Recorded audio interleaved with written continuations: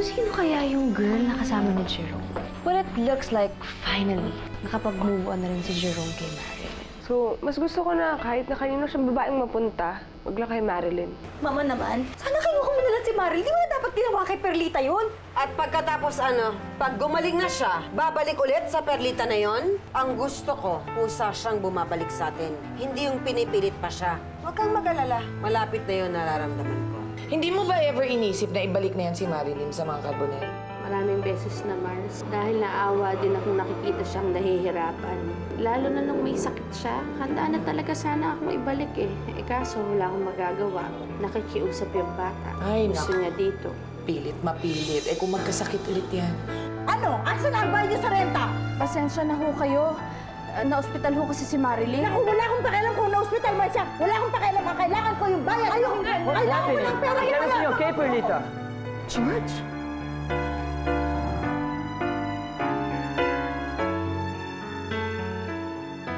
Eh, sino ba tong lalaking to?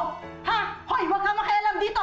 Hoy, lumayas na kayong dalawa! Wait, wait! Nanay ko! Wait. Ano ba yan? Lumayas na kayo dito! Wait! How much do they have to pay? Nakikialam?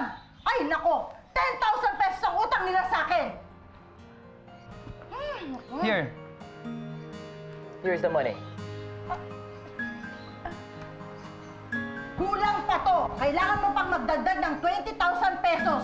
2 months advance, 2 months deposit! No, that's all you're gonna get because from now on, they will not stay here anymore. Ah, ganun ba? Pwes, binibigyan ko kayo ng 1 oras para mag-empake! Oh, alis ka dyan! Hey! Bakit mo sinabi yun? Bakit mo ginawa yun? You really want to stay here? Wala naman kami mapupuntahan eh. Meron. You can come with me. Nay? Nay, sino po siya? Ha? Dati kong kaibigan si George. Magligpit ka na ng gamit natin. Dalian mo na, anak. She called you Nai? I mean, you and me, we were... Is it possible? Is she your daughter? No. Hindi si Marilyn ng anak.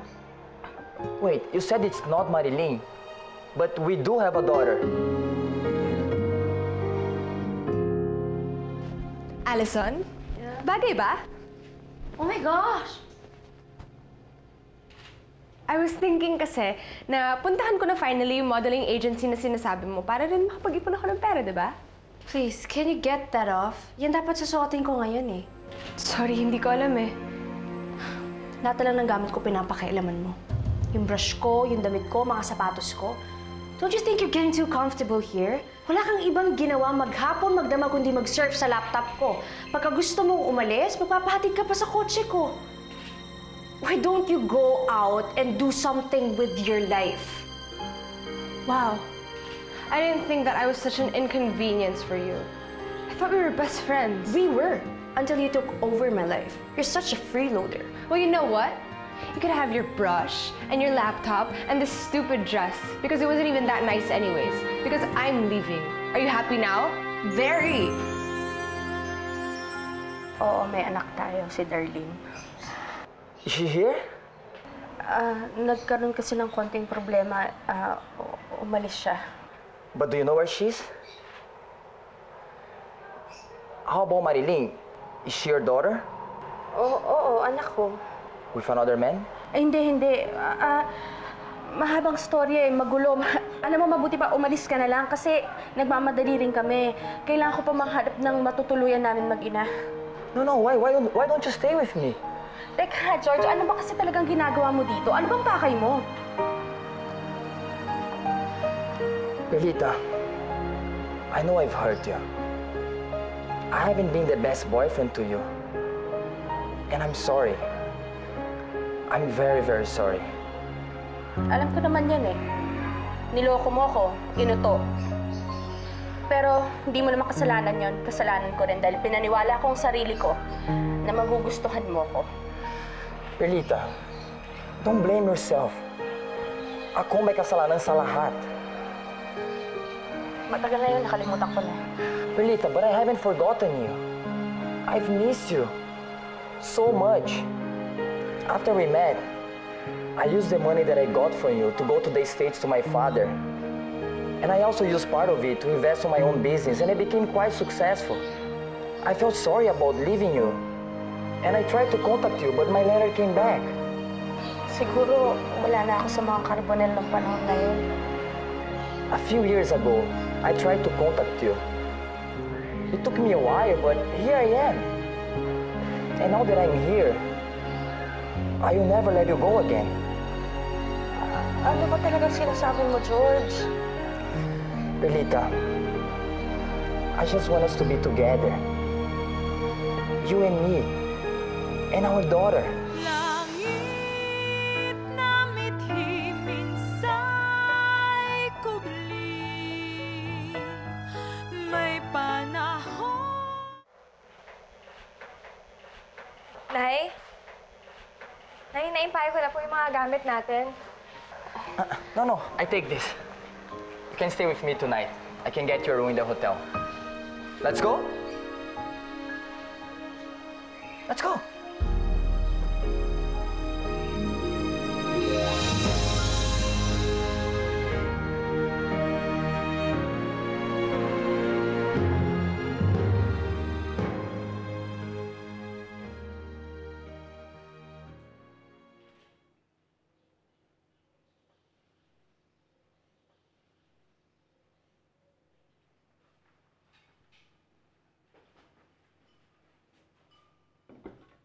Bakit ngayon ka lang?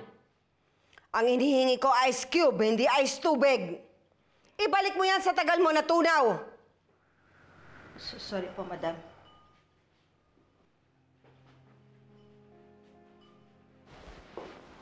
Mama, you're drinking again? And why not? As I see myself, my world is falling apart.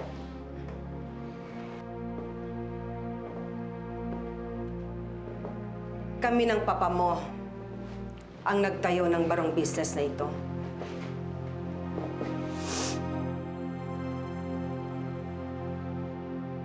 Maliit na negosyo pa lang ito nung dumating ako sa buhay ng papa mo. Unti-unti, lumaki. Hanggang nakilala kami. Isa sa pinakamalaking manufacturer ng barong sa buong Pilipinas. Kapag sinabing barong, Carbonell agad ang nasa isip ng mga tao.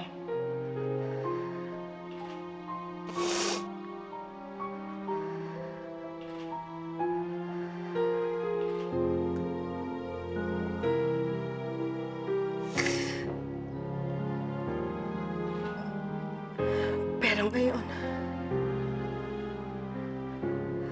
wala na. Ang lahat ng pinaghirapan namin, papa mo, down the drain. Ma, tama na yan. Kaya ako.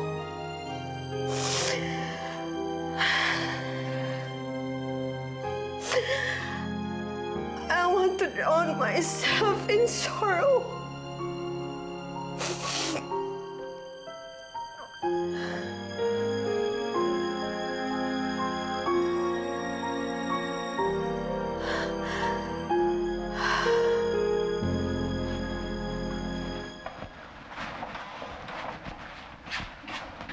This will be your room.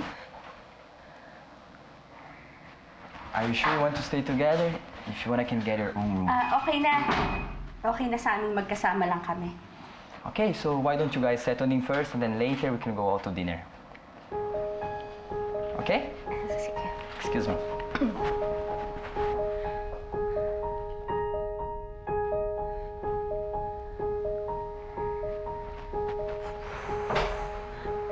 Nay, siya ba talaga yung tunay na tatay ni Darlene?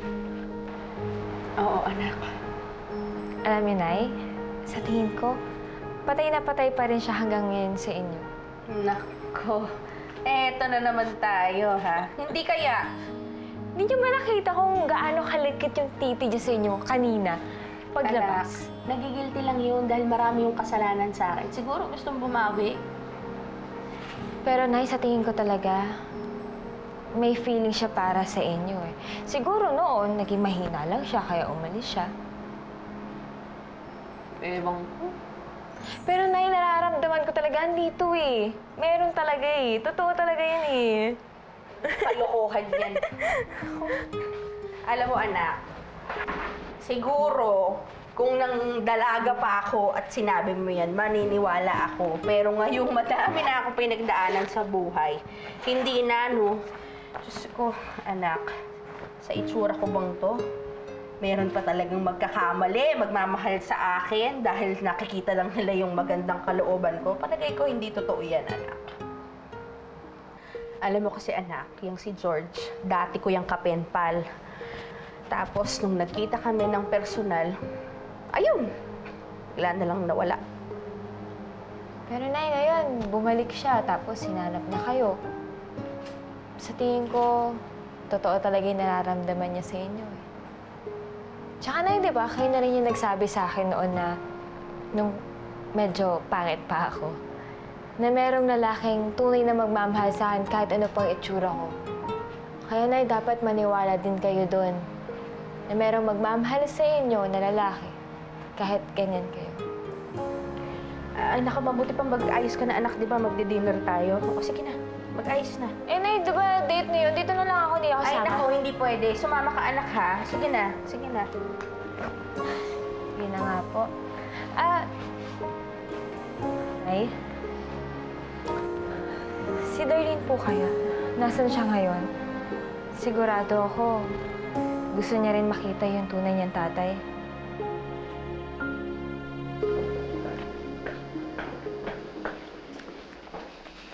Allison, aalis na ako. It's about time. Gusto ko lang magpasalamat sa lahat ng tinulong mo sa akin. You're welcome. Sige, bye. Oh, wait! Darlene.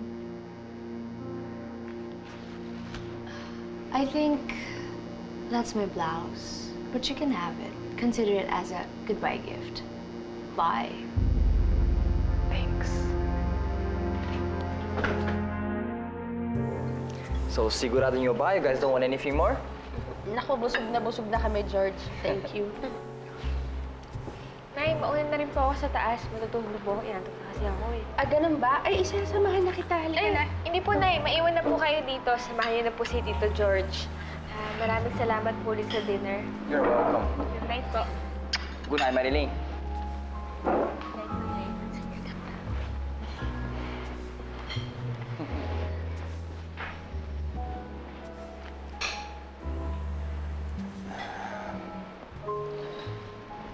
Perlita, seryoso ko sa sinabi ko sa'yo kanina. I'm really sorry for everything that I've done to you. It took me so long to find you, but I'm here now. I promised myself that I will do everything in my power to find you, to fight for you. Kaya nandito ko ngayon. Di ba? Weren't you the one who told me that everyone deserves a second chance? A chance to correct the mistakes from the past? A chance to prove oneself? A chance to love again? After all these years, I still love you, Perlita. I promise you, I will do everything I can, everything in my power, to earn your trust again.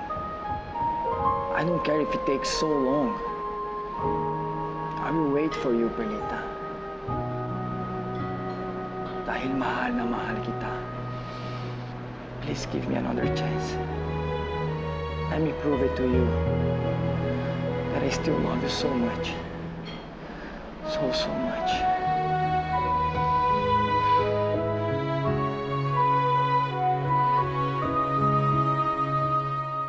Grabe, Ria. Ang tagal ko nang hindi nakapag-drive ng motor. Kahit kailan, sabihin mo lang pag gusto mong gamitin. Anytime. Thank you, ah. Wala yun. Hindi. Thank you, hindi lang dahil pinahiram mo ako ng motor mo. Thank you sa lahat. sa lahat. Basta masaya ako at dahil sa'yo yun. Siya. Sige na, kailangan ko na umuwi. Bukas na lang ulit. Sige. Sige. Bye. Bye. Ay, Jerome! Alay, mukhang magkasundo kayo ni Rhea yan, ah. Parang may pamalit na kay Marilyn, ah. Uy, likas na pakailamero talaga kayo, eh, no? Nangingialam kayo. Hindi, wala naman siguro makakapalit kay Marilyn. Pero tama ka, Chef. Sundo kami. Tsaka pagkasama ko siya, nawawala problema ko. I had a great time at dinner. Ako rin. We will see you tomorrow? Yes. Yeah? So, I guess that's a good night. Good night.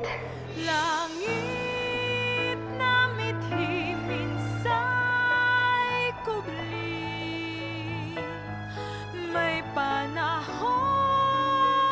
ito'y makakamit. Good night. Good night. Sa ngayong hindi ko pa tanaw, pangarap na hiling. Nag-aalala ako kay Mama. She's really taking this hard. Ano naman ang ini-expect mong reaksyon niya? Siyempre, buong buhay niya, wala siyang ginawa kundi ipagmalaki ang apelidong Carbonell.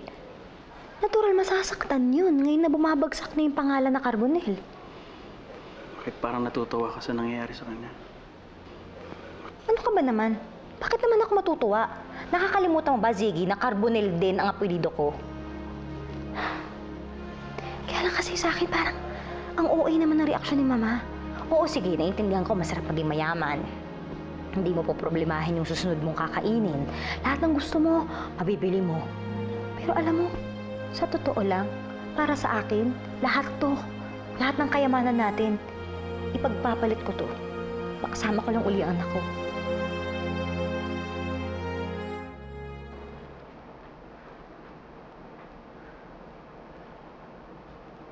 Nay? Oh, Nak, bakit gising ka pa? Akala ko matulog ka na. Hindi po kasi ako makatulog eh. Nay, kwentahan niyo naman ako. Ano nangyari sa date niyo? Bakit ng chocolates? Alam mo, matulog ka na. Ikaw talaga. Bakit ka kinikilig? Itong batang to. Matulog ka na dyan. Sige na. Sige na, Nay. Kahit konti lang. Yung umalis siya, ano nangyari? Basta kain lang tapos usap-usap. Ito naman. Sige na, matulog ka na dyan. I love you. Sige na, tulog na.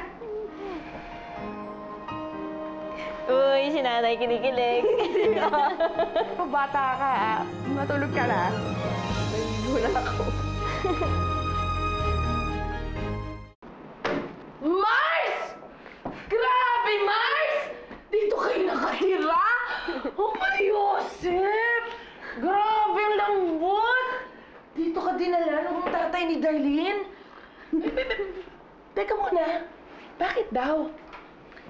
Kasi, mahal pa rin niya si Nanay. Wala namang ganon. Ay! Marcy, may love life ka na. Akalain mo, Marios, ang pinag-uusapan pala. Tama na ha, kayong dalawang pandunukso nyo. Yan ka na naman. Ito, Marilyn. Tama na daw, kinikilig naman. Oo, lambot nito, Mars, ha? Diyos ko, kailan ko ba mamimit yung tatay ni Darlene na yan, ha? Oo, si Mars, umayos ka na. Buti. Sarap, Mars. Ay, ka lang po, may doorbell lang po. Hoy! Mars, tamo na ka, nag-uusap pa lang tayo. Mama, ito na yun, oh! Saksak sa siyang. Ang lambot. Ganyan. Oh, hi. I didn't know you have a guest.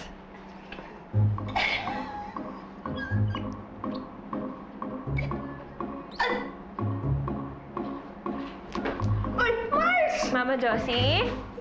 Mama Josie! Dito. Uy, Mars! Mama Josie! Tao po yun. Tao, Mama Josie. Uy, Mars! Hala ka. Overdue na po ang loan ninyo. I'm really sorry.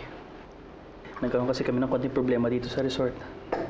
Pero sana, nakikiusap kami na mabigyan kami ng konting panahon para mabayaran yung loan. Dahil valued client ka ng bangko, bibigyan ko kayo ng extension para masettle ang loan ninyo. Pagkatapos nito, wala kaming choice kundi ilitin ang property. In this case, ang resort.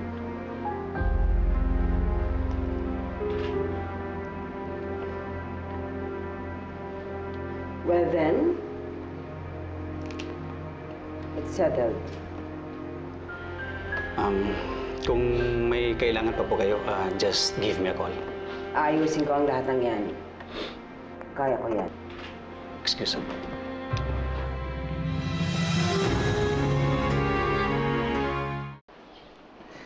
I honestly don't know kung saan atin kukunin yung pera pambayad ng loan. Isa lang ang solusyon nung nakikita ko. Ano?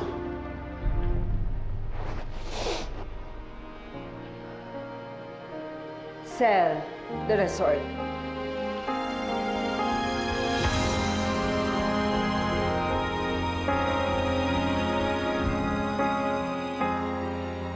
Is she okay? Okay lang yan si Marcy. Magigising din yan, wag mong alalahanin.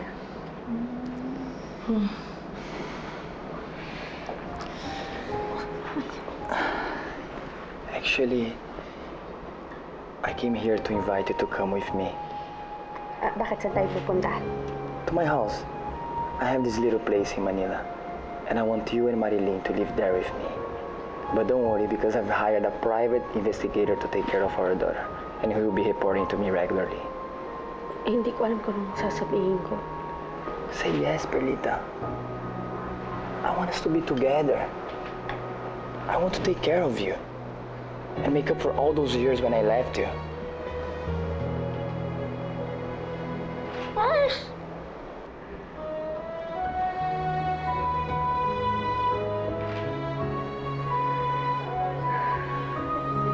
Yes. Yes.